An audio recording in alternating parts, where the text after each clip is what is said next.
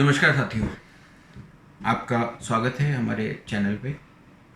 इसमें कुछ चीज़ें मैं आज एक नए पॉइंट के साथ मैं आपके सामने आया हूँ। आपको थोड़ा सा जो लोग हमारे शिपिंग इंडस्ट्री में जॉब सर्च करते रहते हैं, अपने सीवीज़ कंपनीज़ को भेजते हैं, उस बारे में क्या कुछ हमें करना चाहिए ताकि हमें जॉब सर्च करने में ईजी हो और हमारी जो कंपनियाँ सीवी को लेती हैं, जो सीवी उनको मिलते हैं टाइम टू टाइम, उनका उसके पीछे टाइम वेस्ट नहीं हो, ताकि इजीली जो रिक्रूटिंग कंपनी है, रिक्रूटिंग एजेंसीज़ हैं, शिपिंग कंपनीज़ हैं, उनको बायोडाटा को ढूंढने में और सही आदमी को पकड़ने में आसानी हो।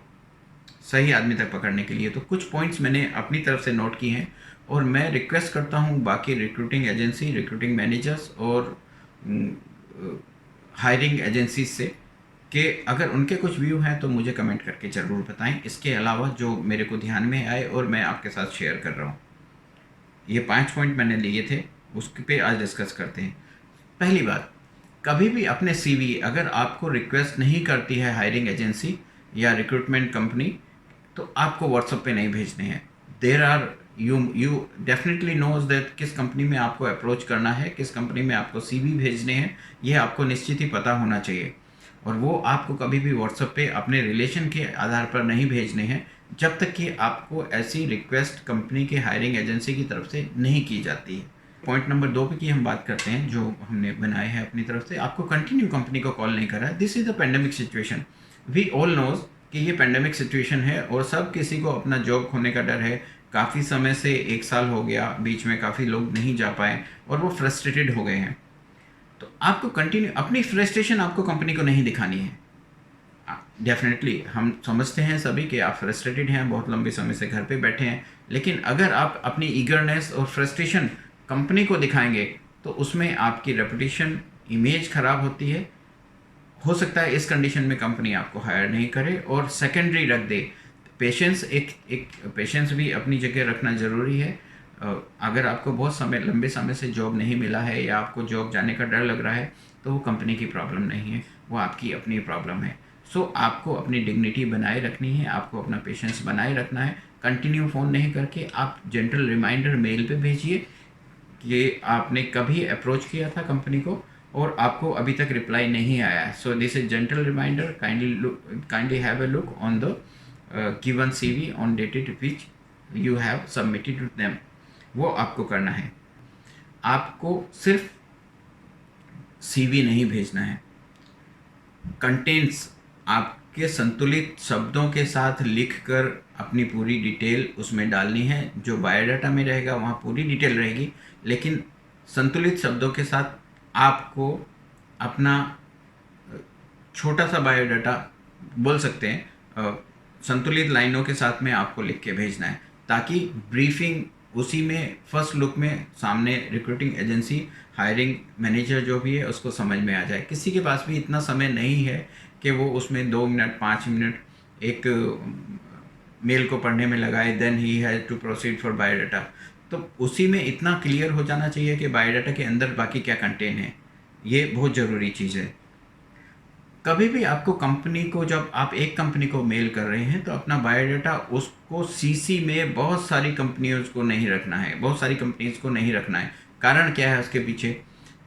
हायरिंग एजेंसी या रिक्रूटमेंट मैनेजर के दिमाग में एक चीज़ एकदम फिट हो जाती है जब वो देखेगा 200 कंपनी के दिस पर्टिकुलर पर्सन ने 200 कंपनी को अप्रोच किया है। We do not know, we are not sure that when we are going to call him, जब हम उसको कॉल करेंगे तो वो अवेलेबल होंगे या नहीं होंगे। हो सकता है हमसे पहले किसी कंपनी ने उसको हायर कर लिया हो। कीप रिमेंबर, आपको एकदम ये ध्यान रखना है कि आपको बहुत सारी कंपनीज को एक साथ सीसी में मेल नहीं भेजना है। आप थोड़ा टाइम लीजिए, आप रश मत दिखाइए ये चीज़ें में, और एक एक कंपनी को एक बार में मेल भेजना है, ये आपको एकदम ध्यान रखना है।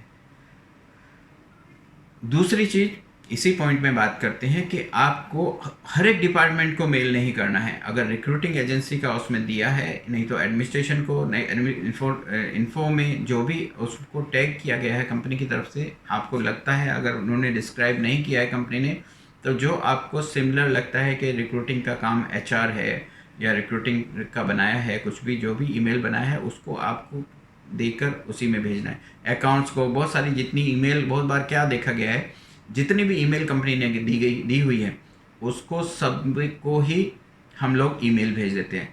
It is not professional. ये आपके प्रोफेशनलिज्म को कम करता है, ये आपकी गुणवत्ता को कम करता है, ये आपको नहीं करना है। आप अगर कभी फ़ोन पे बात कर रहे हैं, आपने सीवी दिया था हायरिंग एजेंसी को या डायरेक्टर को या एचआर में, तो आपको अपनी बात बताने के लिए बहुत सारी देर समय सामने वाले का नहीं लेना है।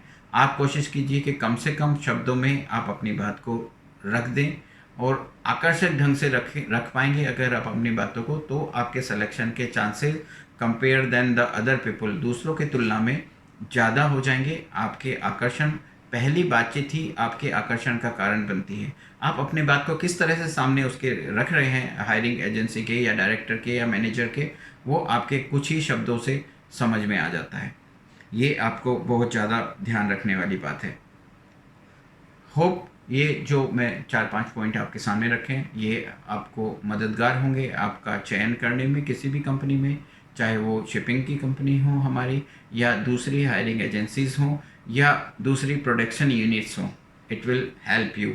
मेरी सभी manager, hiring agencies, hiring managers और रिक्रूटमेंट कंपनी से रिक्वेस्ट है, अगर कुछ और पॉइंट आपके पास में हैं प्लीज़ मेरे साथ शेयर कीजिए, ताकि मैं उन अगली बार में जो वीडियो बनाऊंगा उसमें मैं इन पॉइंट्स को भी ध्यान में रख के वीडियो बना सकूं, ताकि जॉब देने वाले को और जॉब पाने वाले को दोनों ही को आसानी हो इस अपना बायोडाटा बनाने, भेजने और अप्रोच करने के तरीक़ों में।